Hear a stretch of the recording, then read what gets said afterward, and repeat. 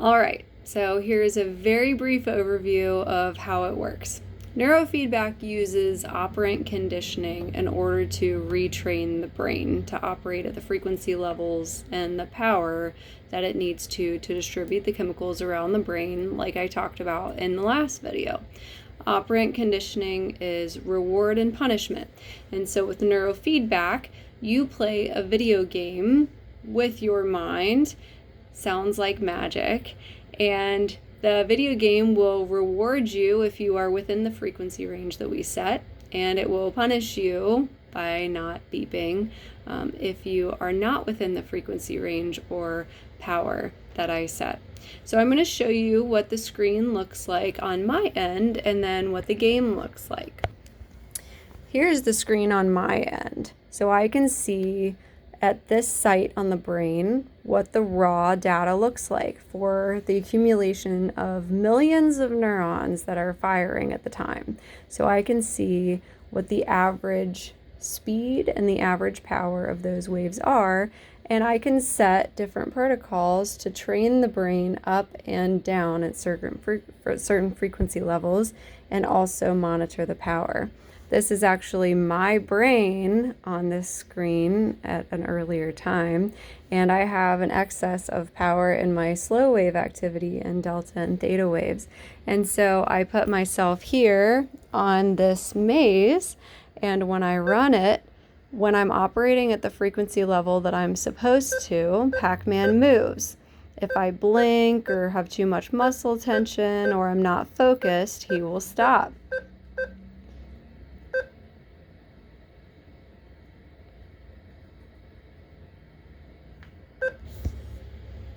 There's actually research that shows the amount of seconds and milliseconds that we need to give the brain between the stimulus and the reward or the beep so that the brain can associate that beep with that frequency level. And it's very cool because we have software that is able to show us this.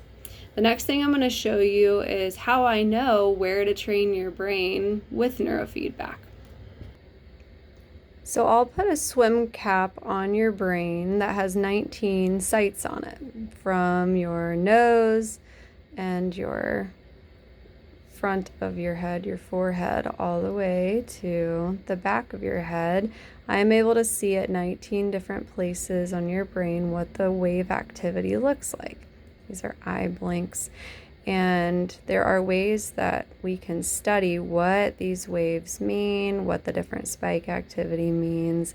And so I use a program called ISyncBrain to process this data. It cleans it up for me. And then I can actually see how reliable the test was in case I need to go back and do it again. I'm able to see the different power spectrum. And the coolest thing is I can see maps of what your brain is doing at the speeds between 1 hertz of frequency to 45 hertz of frequency. So 1 to 4 hertz is delta, that means you're sleeping. And 4 to 7 is theta, that's daydreaming or drifting off to sleep. And then 7 or 8 to about 11 or 12, depending, is alpha. That's one of the most important rhythms. It's the idling rhythm. Neutral, it's your ability to relax. And everything else is cognitive processing, higher level functioning. So smaller memory tasks might not take as much speed, whereas extreme multitasking or high level executive tasks would require faster speeds. It'll give me a summary of where your power is too high or too low, and it'll give me relative to yourself as well as relative to a normative database comparing you to people your age and your gender, so that we can make sure that your brain starts functioning as normally as possible. Once I have the data from ISyncBrain and I can see exactly where your brain is suffering, for example, you might have too much alpha wave activity in the frontal lobes, which would indicate something like ADHD. Or on your central strip, I might see mu rhythm, which is a phenotype that indicates that you might have autism, ADHD or a mood disorder. And we start connecting the dots by talking between some symptoms that you have and what I'm seeing in certain brain structures. It's really, really important to note that there are some times where I could see a brain that might not look like a normative brain, but functionally a person needs to have that going on in their brain.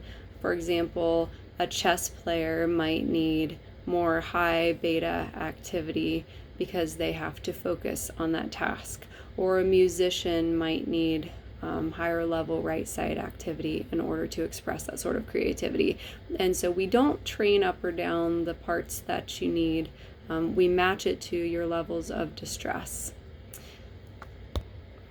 The last thing I'll show you is for that big assessment, we put the swim cap on your head, and that's one time. The rest of the time I use single electrodes, scalp electrodes, as well as what I call the alligator electrodes that go on the ears. And I just train those individual sites, so you don't have to wash your hair after every time. I can clean the site with alcohol and you can go about your day. We ask for about 30 minutes for a training. And we really want you to do it 2 to 3 times a week so that you can experience results. You should start seeing changes and improvements after 10 trainings. The more severe symptoms do require up to, goodness, some people have needed 120 trainings, but generally anywhere between 20 and 60 trainings, which if you're coming 2 or 3 days a week is less than a year, is sufficient to help you really start experiencing better sleep. I guess I did not talk about the disorders that neurofeedback has an evidence base for treating.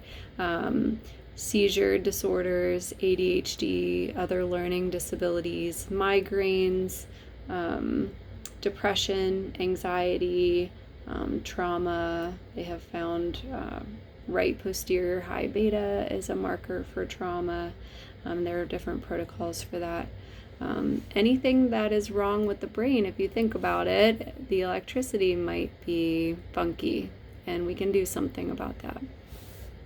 I hope that this was helpful. It's so exciting to be able to share this with you, and I still can't believe that something like this exists. So cool. I'll see you soon.